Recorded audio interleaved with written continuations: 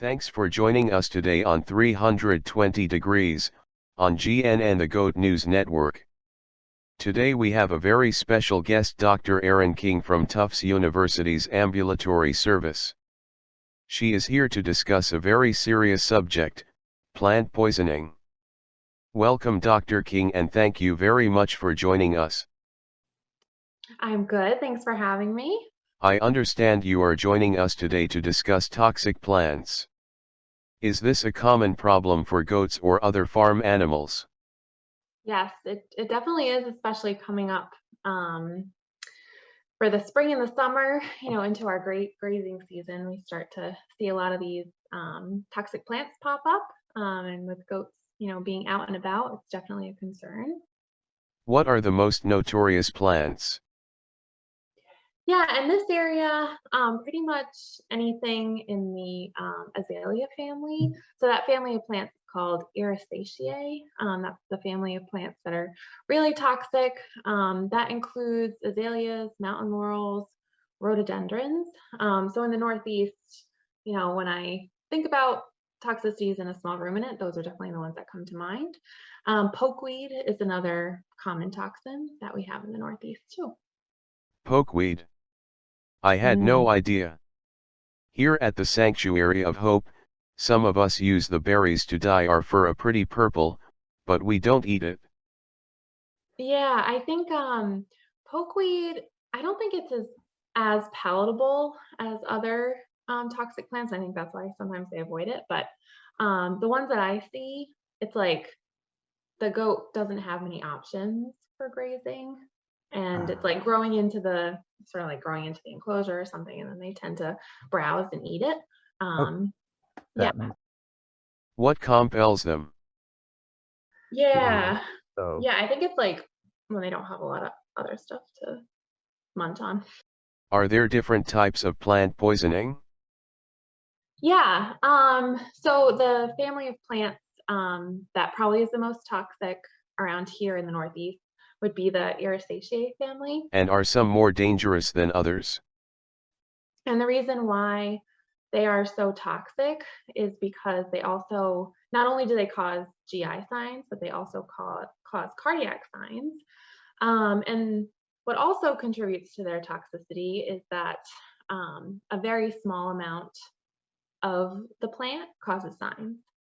So like for rhododendron, it can be as few as just a few leaves. It's actually like 0.2% of an animal's body weight causes a toxicity. Yeah. So when you think about, a small breed of goat, like a pygmy or a dwarf, that could only be, a mouthful of rhododendron leaves. So yeah, and the toxicity is directly related to how much they ingest. So usually we see with that family of plants, the GI signs first, but if the leaves sit in the rumen, which is the main compartment of the stomach in the ruminant, if they sit in there and the toxin's absorbed, then that can lead to cardiac signs. So that's why that family of plants is definitely the most severe. Oh wow, that's frightening. I know. Usually when there's cardiac signs, it's usually the animal is too far gone. Usually their heart rate decreases significantly. And like if they're, in lateral recumbency, comatose with a low heart rate, then it's usually too far gone at that point. Yeah. Luckily I have never seen that. Yeah, thankfully. Usually, I mean, people usually know what to look for, so I feel like we get there before that happens 9 times out of 10. How can our people recognize when we are suffering from plant poisoning? Yeah, I think what's really important here is just owners sort of knowing what their goats are doing and knowing where their goats are. So I always say, like, if the history fits, then you should probably suspect a plant toxicity. So, if goats are allowed in a new environment or get out of their enclosure, then I would certainly suspect that something potentially could have been ingested. Also, early on, usually the first sign of a plant toxicity is nausea. So in goats, that's usually excessive drooling. Sometimes they'll have a bunch of feed stuff on their lips just because they've been like sort of regurgitating and sort of smacking their lips. So nausea definitely, and then the next sign would be vomiting.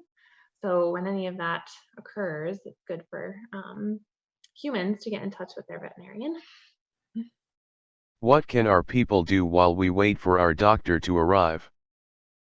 Yeah, I always tell people, especially if for some reason we can't get there, within the hour or whatever, make sure the goats are isolated, and especially if they are vomiting or if they look like they're regurgitating, make sure all feed is removed from them, just so they don't have the desire to eat more. That could lead to them aspirating, and that leads to pneumonia. So usually I just tell people to isolate their goats that they think are affected and maybe just give them clean water, and that's it. What can we have our people do to prevent plant poisoning? Yeah, I think it's really important for owners to just be aware of what's on their property and what potential plants are on their property. So learning your poisonous plants, I think, is really key if you have small ruminants. And I, really try and stress that with our clients.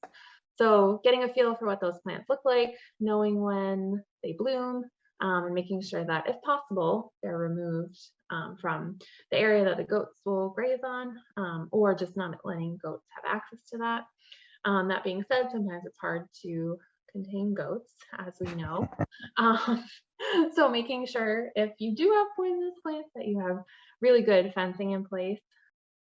Fence. Fence that keeps us in? Haha.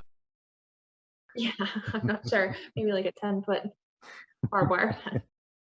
Or if you let them browse and graze, that there's, someone watching to some degree. Thank you so much for joining us today, Doc. I really hope we can make this a regular thing, Farm Health with Dr. King. Maybe.